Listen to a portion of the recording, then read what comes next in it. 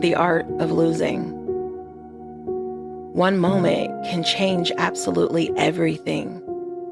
When I think about life, it makes me think of a butterfly and how they symbolize blessings because their lifespan is so short. Yet they are so incredibly beautiful. So is life. Look at the world around us. Natural disasters are taking our loved ones away from us, and these sudden deaths, it's sad and devastating to hear. Some may say, I'm not ready. I wasn't ready. They were too young. They didn't deserve this. We also say, I'm not ready to have kids. I'm not ready to start a new job. I'm not ready to move. What does being ready really mean? Can someone fully be prepared and ready? Look at military men and women going to war.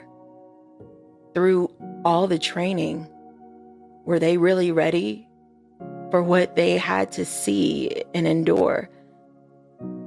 Sometimes when we feel we aren't ready, it's designed for us at the right time, whether we think so or not, whether we agree with it or not.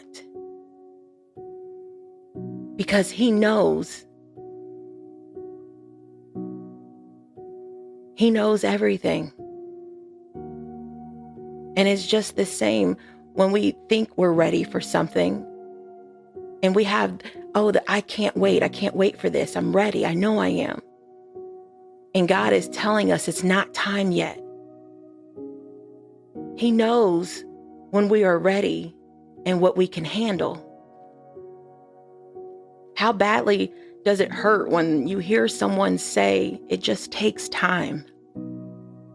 It really doesn't, because it's not something you ever get over.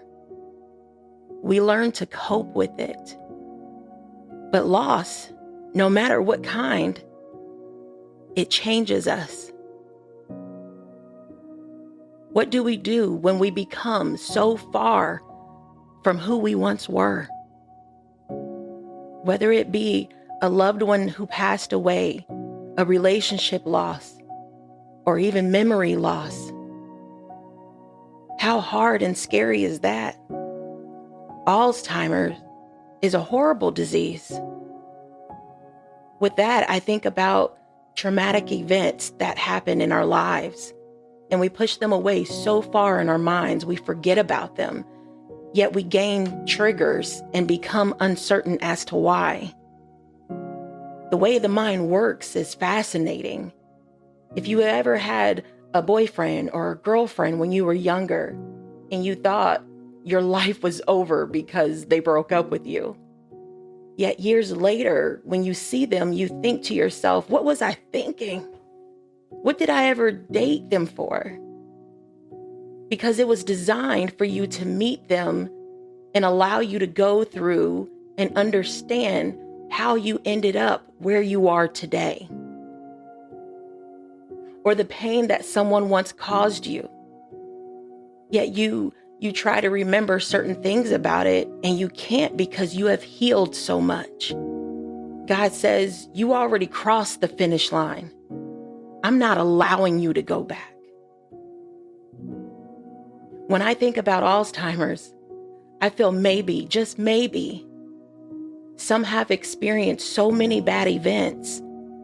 God is taking their memory away before they pass away. That's a good thing. Because we internalize so much. It may be a good thing for some to not have those memories of those traumatic events and those horrible moments.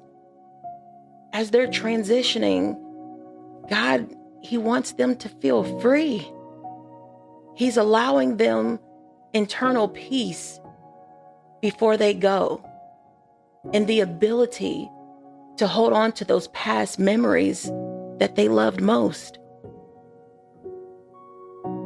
For those who had amazing lives and brilliant minds full of so much knowledge, and they still had this disease. If we take the glass half full approach, God is so amazing, and maybe because our souls live on forever, a good way to look at it is maybe just as we hear the term an old soul, how so many young children know so many things beyond their years is because of those who had those brilliant minds passed it on to their loved ones. Just as they say, a mind is a terrible thing to waste. It may be a part of the circle of life. He is the beginning and the end. Grandchildren, great-grandchildren, and different generations could be inheriting the great mind they once had. There are times we hear our children and grandchildren saying things that remind us of a past loved one. So maybe that can add some comfort to anyone who has or is currently going through this disease with someone. Through all of our suffering, we're mourning what our lives would have been had these events never occurred. These people never left us, and our loved ones never passed away. Because loss is inevitable, what do? We tell ourselves, refuse to suffer. We choose to struggle instead of suffer. Oftentimes, suffering is prolonged because it's self-driven. We live in our heads and replay things we can't change over and over and over again. It's not easy regaining focus. However, if you dig deep enough and allow yourself to refocus on where they are now, you're able to turn the page in your book instead of reading the same page over and over again. Nothing in this world is lost forever. We have so many people who love to live their life on the edge, and they all say, live life like you're dying, or you only have one life to live. Whether it be seeking a thrill on a roller coaster ride, bungee jumping, or skydiving. Take a look at it as if it's like upside down or backwards skydiving. They will live on forever in paradise, and that will be a thrill on its own, because they're home, flying high, and their souls are free from this world, this cruel world. Everything in life is temporary, including life itself. The art of losing is choosing to understand the divine placement and the divine purpose of things. So choose to be kind. Choose unconditional love. Stop going to bed mad or upset and getting upset at people just because you had a bad day.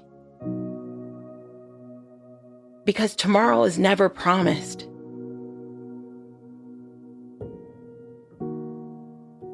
Stay blessed.